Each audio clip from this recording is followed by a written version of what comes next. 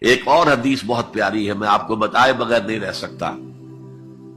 حضور اپنے حجرے سے برآمد ہوئے تو آپ نے دیکھا مسجد نبوی کے کونے میں صحابہ بیٹھے ہیں، قرآن کا مذاکرہ کر رہے ہیں۔ مذاکرہ ایک ہوتا ہے درس، ایک شخص بول رہا ہے دوسرے سن رہے ہیں، یہ نہیں، مذاکرہ آپس میں۔ حضور کے چہرے پر بشاشت کے آثار ظاہر ہوئے۔ آپ چل کر آئے، آپ نے ایک سوال کیا عجیب، کہ آپ لوگ اس کی گواہی نہیں دیتے کہ اللہ کے سوا کوئی معبود نہیں اور میں اللہ کا رسول ہوں اور یہ قرآن اللہ کے پاس سے آیا ہے؟ جواب کیا تھا؟ بلا یا رسول اللہ، بلا یا رسول اللہ، بلا یا رسول اللہ۔ اللہ کے رسول کیوں نہیں، ہم گواہی دیتے ہیں۔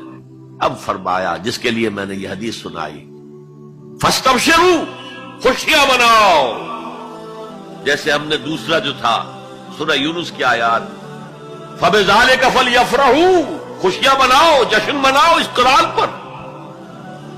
فاستبشروا، تو بشارتیں حاصل کرو، فإن هذا القرآن طرفه بأيديكم وطرفه بيد اللہ، اس قرآن کا ایک سرا تمہارے ہاتھ میں، ایک سرا اللہ کے ہاتھ میں۔ سب سے بڑا ذکر جسے قرآن الذکر کہتا ہے، انا نحن نزلنا الذکر وانا له لحافظون، دی ذکر وہ قرآن ہے، هو الذکر الحکیم وهو الصراط المستقیم۔ اور تم نماز کی ہر رکعت میں کہتے ہو اہدنا الصراط المستقیم، وہ صراط مستقیم تو اللہ نے تمہیں دے دیا ہے، یہ قرآن ہی تو ہے صراط المستقیم۔ یہ وہ شے ہے کہ جس کے ہوتے ہوئے خواہش نفس آپ کو کج نہیں ہونے دے گی، زیغ نہیں آئے گا اس کے ساتھ، اس کے ہوتے ہوئے کبھی کجی نہیں آئے گی تمہارے اندر، زبانیں التباس نہیں پیدا کر سکے گی۔ قرآن جو ہے اپنی حفاظت خود کرتا، اس پر باطل حملہ آور ہو ہی نہیں سکتا، نہ سامنے سے نہ پیچھے سے۔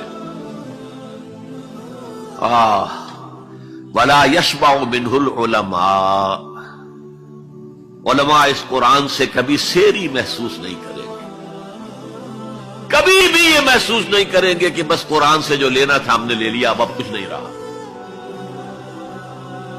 پڑھتے رہیں گے، پڑھتے رہیں گے، پڑھتے رہیں گے، معلوم ہوگا ہر مرتبہ کوئی نئی چیز آ رہی ہے۔ بار بار کے پڑھنے سے اس پر کوئی باسی پن طاری نہیں ہوگا۔ کوئی اور کتاب دنیا میں ایسی نہیں ہے، ایک دفعہ پڑھ لی، دو دفعہ پڑھ لی، پھر تیسری دفعہ ہاتھ لگانے کو جی نہیں چاہتا، پڑھنے کو جی نہیں چاہتا، سوال ہی پیدا نہیں۔ یہ وہ ہے، پڑھتے رہو گے، پڑھتے رہو گے، اس پر کوئی باسی پن طاری نہیں ہوگا۔ وَلَا تَنْقَضِي عَجَائِبُهُ، اس کے عجائب کبھی ختم نہیں ہوں گے۔ یہ وہ کتاب ہے جسے جیسے ہی جنوں نے سنا فوراً کہا ہم نے آج ایک بہت عمدہ کلام سنا ہے، کتاب سنی ہے، تو ہم تو ایمان لے آئے، ایک دفعہ سنا ہے اور وہ دائی بن کر چلے گئے۔ یا قومنا اجیبوا داعی اللہ، اے ہماری قوم کے لوگوں، اس اللہ کی طرف پکارنے والے کی آواز پر لبیک کہو۔ اب چار جملے جو آئے ہیں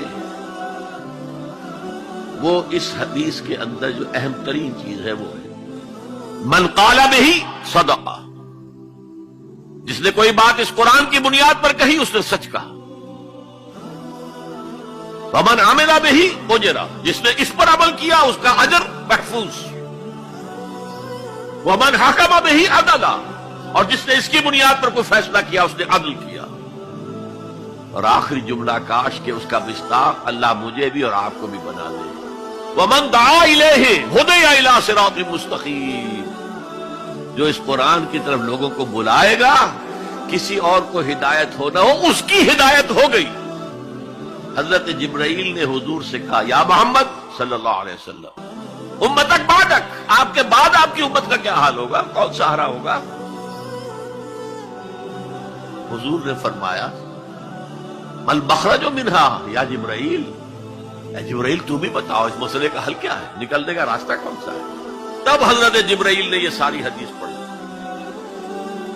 گویا کہ اس کے راوی اول حضرت جبرائیل ہے، راوی ثانی حضور ہے، راوی ثالث حضرت علی ہے رضی اللہ عنہ۔